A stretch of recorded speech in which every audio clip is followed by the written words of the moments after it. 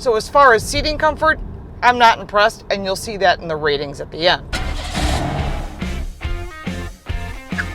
Welcome to Car Coach Reports. I'm Lauren Fix, and this is a snazzier version of the 2019 Volkswagen Tiguan. This is the R-Line. It is a 2-liter vehicle, and it's a little bit better than the Tiguan as far as sportier looks, but is it better overall?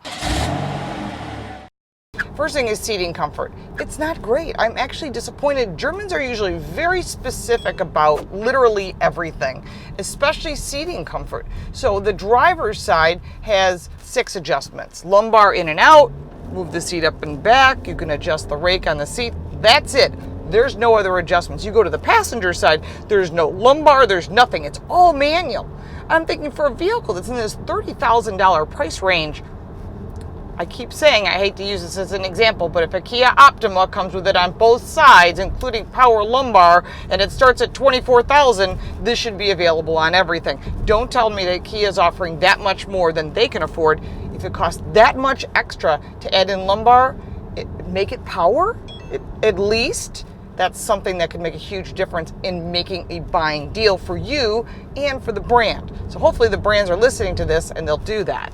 Incredibly important for any vehicle is visibility, and I've driven enough of them with gigantic blind spots, which I call Alaska-sized blind spots. Just a personal thing I should probably trademark, but front is great visibility, the sides are great. Now the back is excellent as long as those headrests are down in the 3rd row. Now the 3rd row seating does not distract you if it's up, but if the headrests are up, they really limit your visibility. So I have them down, and you can see back here, and you can see the visibility is actually really good unless you have the 3rd row headrests up. In front of you, you've got 2 gauges. They're digital. You can put it in sport mode or in drive mode by just pulling the prindle back. Really easy to use.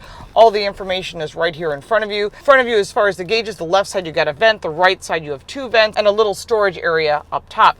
Moving further down, you have a very large, beautiful, thank you Volkswagen for upgrading your center screen. Very impressive. Going further down from this really easy to use screen, which by the way, I'm not the biggest fan of the navigation system because I think it could be more updated compared to some of its competitors in this category. You can go down, you've got all your climate control, your heated seats. There's no air-cooled seats available on this. Again, for a vehicle in this category, this is something that might be important to you depending upon where you live. You have big storage on the doors as well as 2 cup holders and a storage compartment on the left underneath where the headlights are, so you can put whatever you need to put there. I have to say that the handling on this vehicle is really good. It handles well. It is specific like any German car, so you're not giving up that German flair that you might want when you're buying a spiffy SUV like this. The performance is acceptable. It's not going to be big performance. Remember, it is a 2-liter turbo, and although it may have a sport mode, it's still not a rocket ship, although it doesn't have to be. So when you're talking about Spiffy and the R-Line, you're talking about something just a sportier look. The cool black wheels that are on this vehicle are really awesome. And again, it's about the looks for you. You're gonna like this vehicle. But about comfort, that all depends on you and what's important to you. Although the Volkswagen Tiguan sits 7, the 2nd row holds 3 people. It's kind of flat. The bottom seats are flat, the back is flat, and the adjustability, there isn't any. So keep that in mind, especially if you got child safety seats. If you're thinking about buying a Tiguan, bring that child safety seat with you just in case. Getting back in the 3rd row is a little challenging. Now, this is not moved all the way back.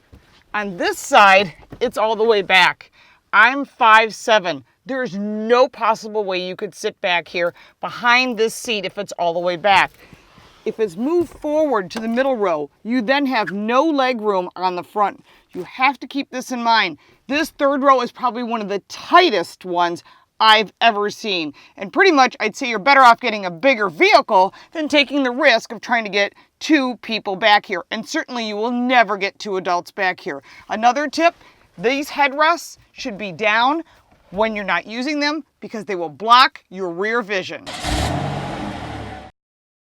This is a mid-size crossover, and because of that, you're not going to have amazing space like you would in a full size, like if you're talking like a Ford Explorer or even this larger to the Tiguan, which would be the Atlas. So you're talking about a little bit more limited space, and underneath you've got a little area with an actual spare tire and jack. Some vehicles don't offer that, so if that's what you're looking for, it's really important that you note that.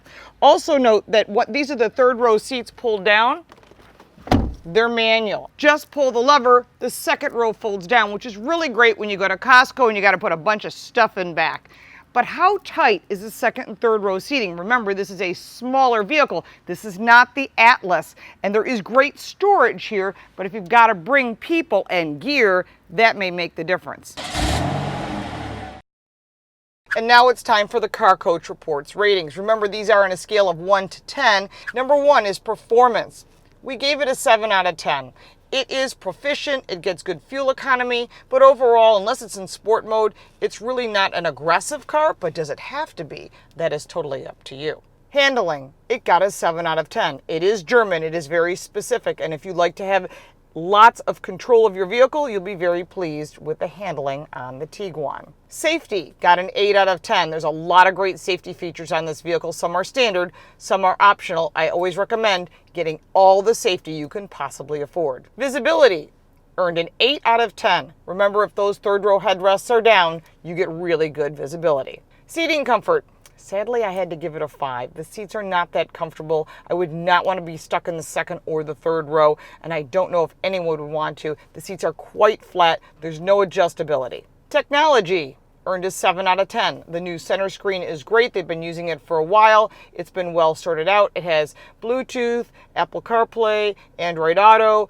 It's really easy to use, very intuitive, so they earned a 7. Features earned a 7 out of 10. Why? Because it includes a spare tire, it has lots of storage areas, lots of charging ports, and those are features that consumers want. Really well thought out as far as usability. Design earned an 8.